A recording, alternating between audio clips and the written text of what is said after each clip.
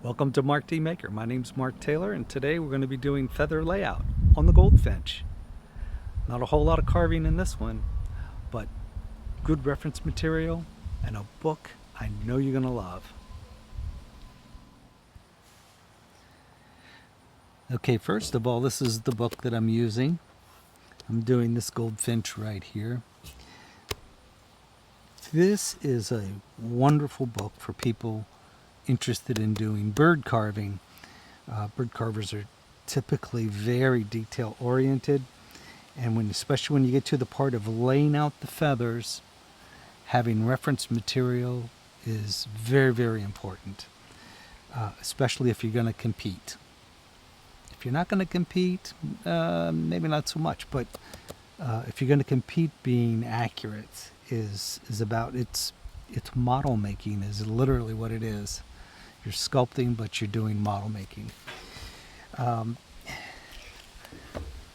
Let's see if I can find, here's the page. So you've heard me in the past refer to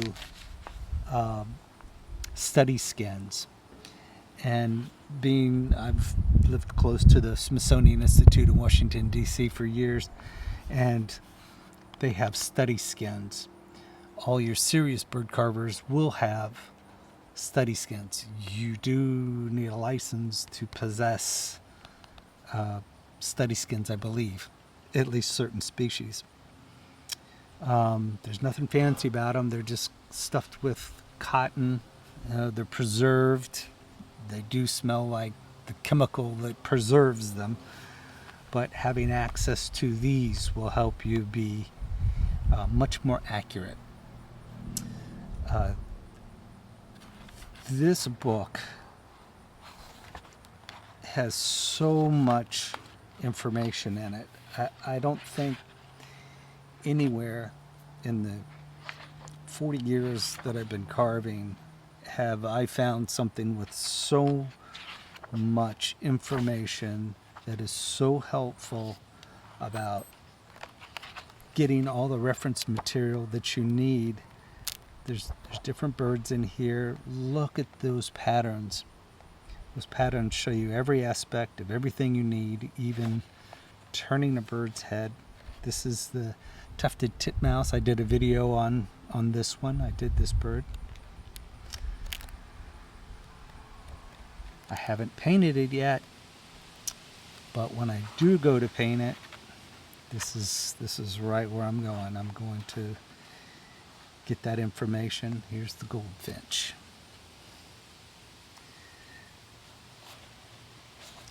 Turning the head, the feet, when you go to make the feet from wire, all the dimensions. And here's the challenge that I have. So this bump right here and this bump right here happen when the wings are closed. As you can see in this picture, it is part of the flight wings that are actually going to be out here. So I have to figure out and compensate for these feathers, which are literally out here now. So finding reference material for what's under here, and I was able to find it in here.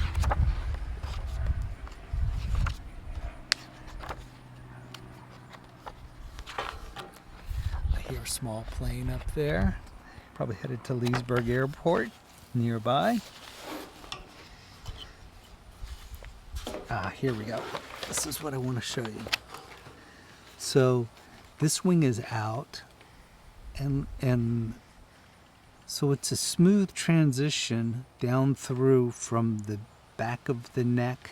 There's the cape area here, which is a little bump, and then this smooths right down to the tail. These tail feathers actually come up somewhere in about here, and this is laying over top of it. So that's going to be my next job, is to smooth out, take out this hump, take out this, but not too much. I want the right length of tail feathers to be showing here. So that's my next job.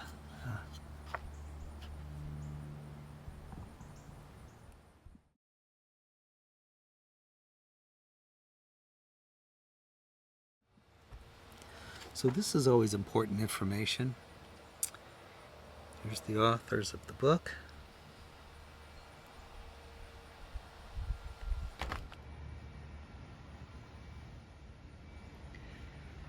So these feathers right here and across the chest and down to the rump area are very fine, wispy feathers. There's plenty of room for artistic expression there. Some artists will landscape these as bulges and tool them in with like a Dremel or a micromotor, and then tool in those marks and then very, very lightly burn them. Burning can give a harsher effect like you want on the tail feathers and the flight feathers, but these are real light, fluffy, like downy feathers. Dulles International Airport's not far from here, so you'll hear planes.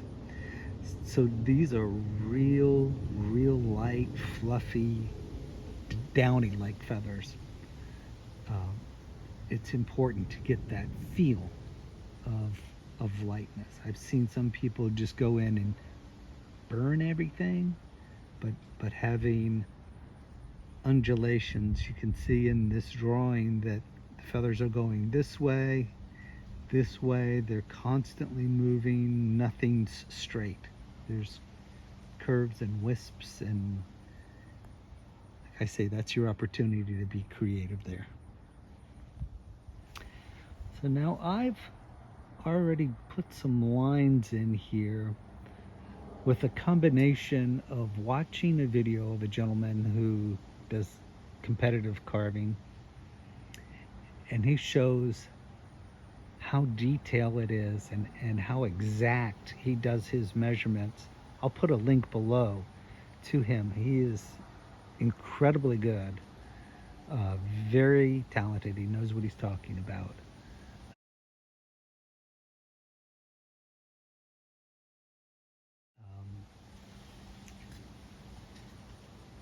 I'm not going to be nearly as detailed as he is. For this patch underneath the eye, I simply used the pattern out of the book. I cut it out and held it up in the proper place by using the book as a reference to get that patch right where in reference to the eye. Now, from the way you get your eye placement is from the tip of the beak to the eye. There's measurements in the book. There's measurements that the gentleman that I'm going to link you to, he has those as well.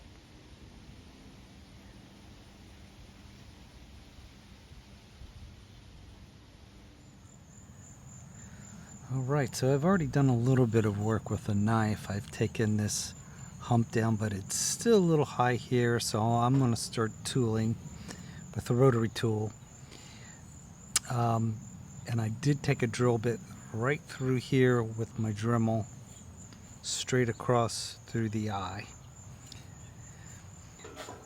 So this is Mystic 2. This is my battery-powered rotary tool. They call these a micromotor. The burr that I have here is a white saber tooth. And I'll start off just by going really careful, because this saber tooth will just eat through this tupelo like it's nothing.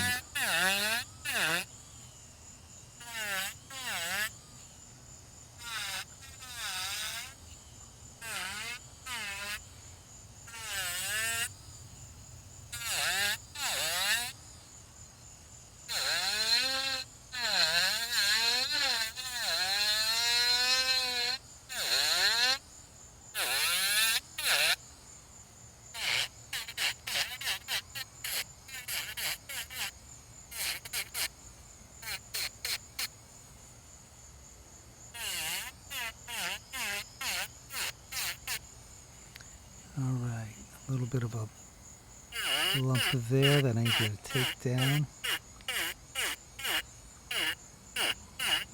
And luckily, these lines right here are so fine, they actually look like looks like the downy feathers underneath. If you can give them some swoop and some curvature.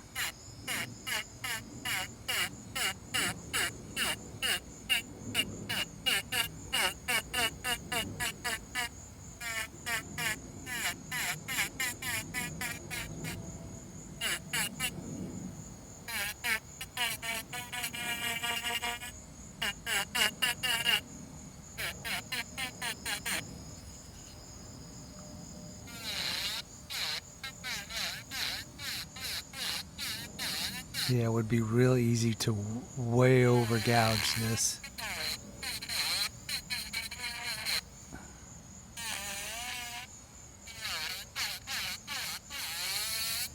Real light touch.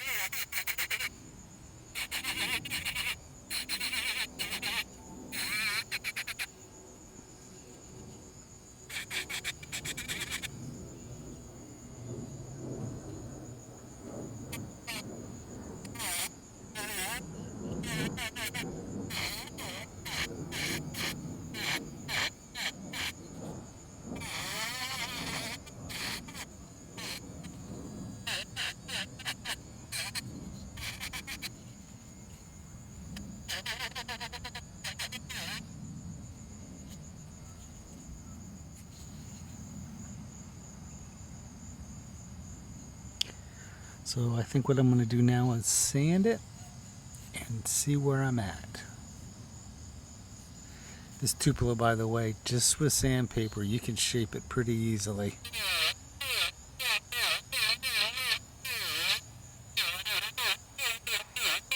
It's a very soft wood.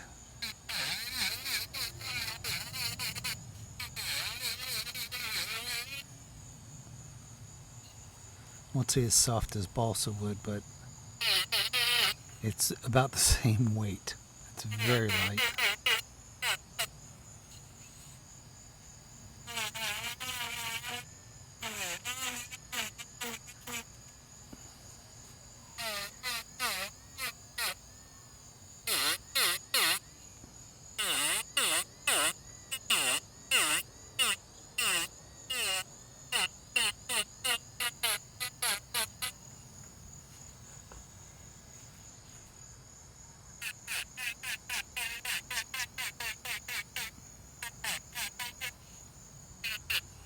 I really like the white saber-tooth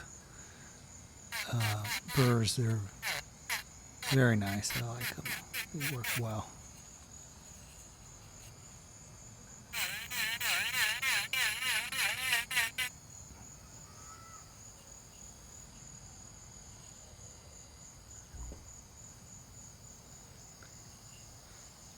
Symmetry looks pretty good.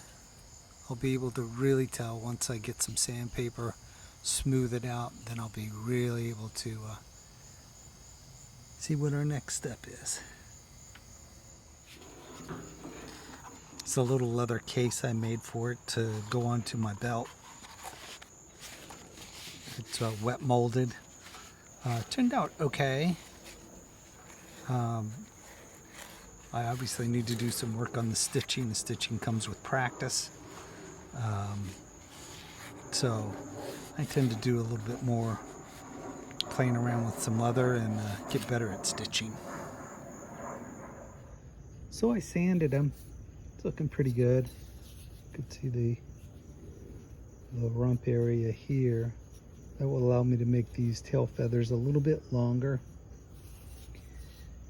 I filled in the holes that I drilled for the eyes because I didn't like the placement of them. I still got a little bit of work to do in symmetry. This is a little low over here. Alright, so we got a little more symmetry in the bird. Still got a little more work to do, but it's looking pretty good. It's coming along.